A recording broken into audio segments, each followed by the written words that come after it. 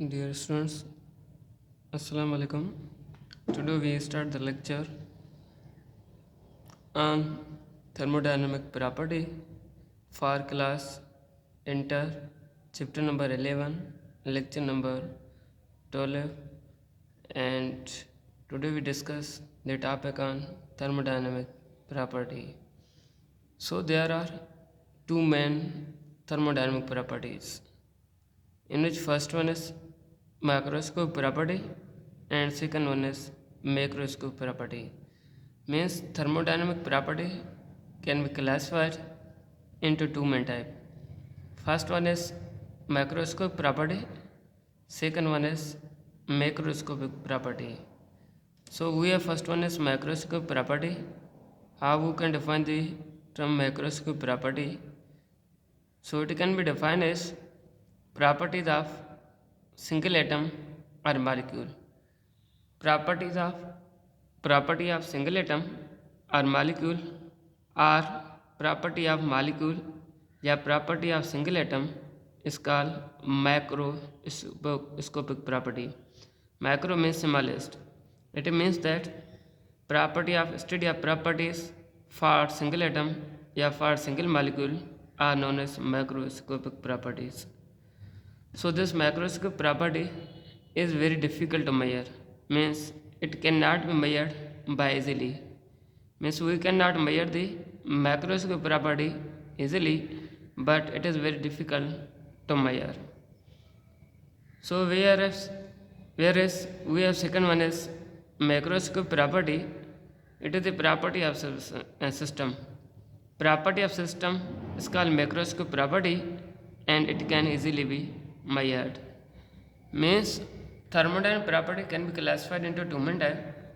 First one is macroscopic property, second one is macroscopic property. In a macroscopic property, we study about the single property of atom या molecule is called macroscopic property. Whereas it is very difficult to measure. So we have second one is macroscopic property. Property of system is called macroscopic property, and it can easily be measured. So we have some example for the macroscopic property, in which first one is temperature, heat, pressure, density, volume and entropy.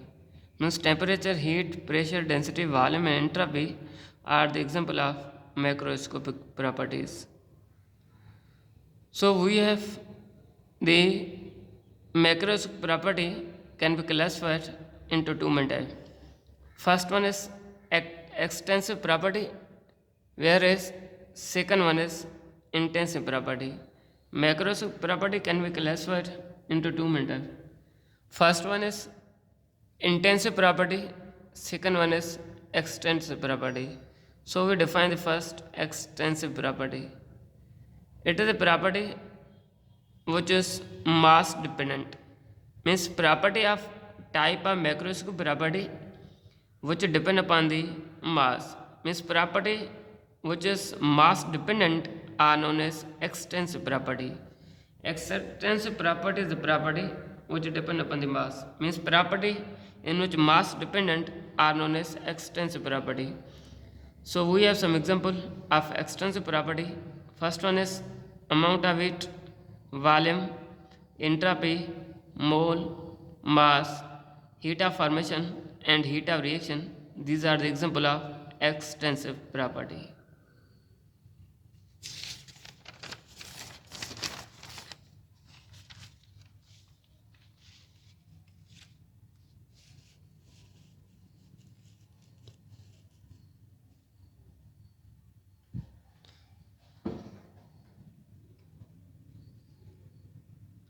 So we have the second one is extensive property.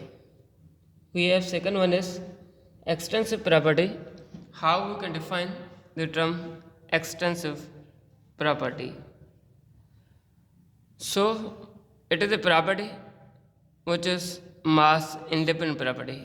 Means property which does not depend upon the mass are known as intensive property. So its example are specific heat, molar specific heat, pressure, density, temperature, specific volume are known as intensive property. Means it is the property of thermodynamic property which does not depend upon the mass. Means property which is independent from the mass are known as intensive property. So some examples for intensive properties that specific weight, molar specific weight, pressure, density, temperature, and specific volume. These are the example of intensive property. So we have the second one is a relation between these properties. So in which first one is intensive property which is equal to extensive property divided by mass. So here intensive property, here we by cross multiplication, here mass is divided with the external property. Whenever it was shifted from sign of equality, so it will be formed as intensive property multiplied by mass which is equal to extensive property. So in which first one is reversible process. It is a process which can proceed, means process which can be done continuously. Proceed means continuously. Process which can proceed in opposite direction in such a way that system pass through the same state. Means reversible process, the process which can proceed in opposite direction in such a way that system has the same state as the direct process. So and finally system and surrounding occur at same initial condition. So reversible process can be defined as process which can proceed in opposite direction, means this process may occur continuously in opposite direction and in this such a way that system have the same state is in direct process, and then finally system and surrounding occur the same initial condition are known as reversible process.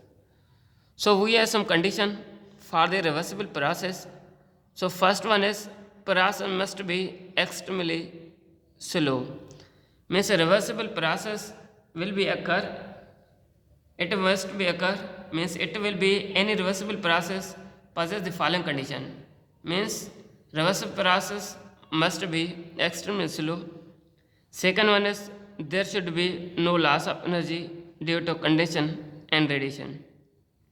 In the reversible process, there will no occur the loss of energy in the condension and radiations.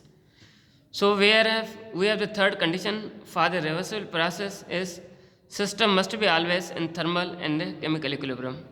The system must be always thermal and chemical equilibrium. We have already discussed in previous classes the thermal and chemical equilibrium.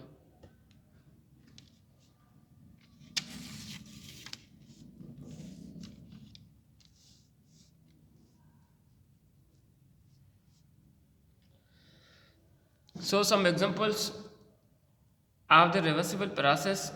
First one is fusion of ice, vaporization of water are the example of reversible process. So we have second one is irreversible process. It is a process which cannot be traced back in the opposite direction. Means process which cannot be back in opposite direction are known as irreversible process. So we have some example for the irreversible process. First one is work done against the friction are the example of irreversible process.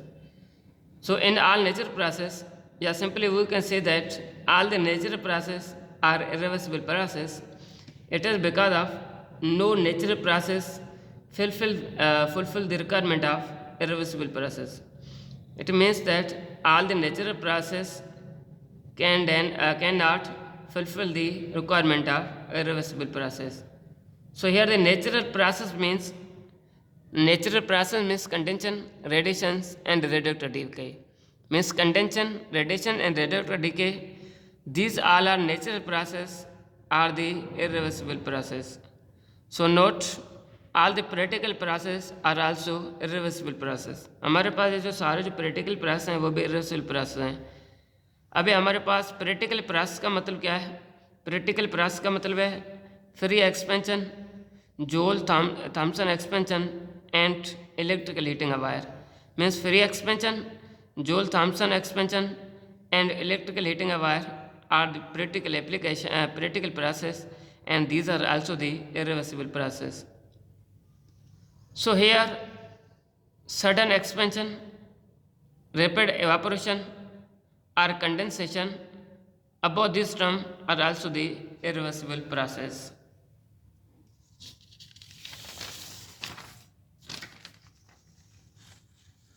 So we have the last one is cyclic process.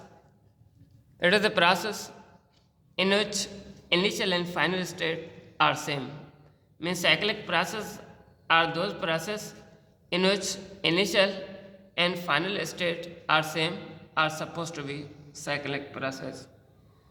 So dear students, आप लोगों का जो next वाला lecture होगा हमारे पास HW के लिए वो फर्स्ट लॉ ऑफ थर्मोडायनेमिक होगा। इंशाल्लाह हमारे पास next lecture first law of thermodynamic होगा और ये फर्स्ट लॉ ऑफ थर्मोडायनेमिक इस पर हम डिस्कस करेंगे। सबसे पहले आप लोग फर्स्ट लॉ ऑफ थर्मोडायनेमिक को अच्छी तरीके से पढ़ लें। सो थैंक यू, अल्लाह हाफ़िज़।